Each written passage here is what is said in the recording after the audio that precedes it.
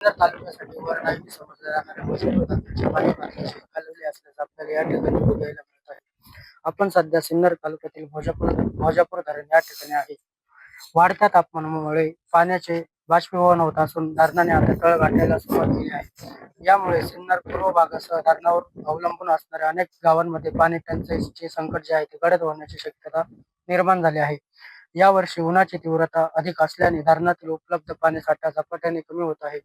सद्यस्थिती धरणात अत्यंत मर्यादित साठा असून हा साठा केवळ पिण्यासाठी आरक्षित ठेवण्याची वेळ प्रशासनावर येऊ शकते. शेतकरी आणि ग्रामस्थ यामुळे चिंतेत येऊ शकतात. भोजापूर धरणाच्या पाण्यावर सिन्नर तालुक्यातील शेती आणि अनेक गावाच्या पिण्याच्या पाण्याच्या योजना अवलंबून आहेत.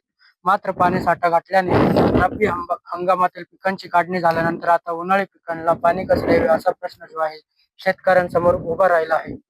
तसेच येत्या काळात पाण्याचे योग्य नियोजन न केल्यास तीव्र पाणी टंचाईचा जो सामना आहे तो करावा लागू शकतो अशी शक्यता जी आहे ती स्थानिक लोकांकडून व्यक्त करण्यात येत आहे. योगेश माळनकर, TV9 मराठी, भोजापूर, सिन्नर, नाशिक.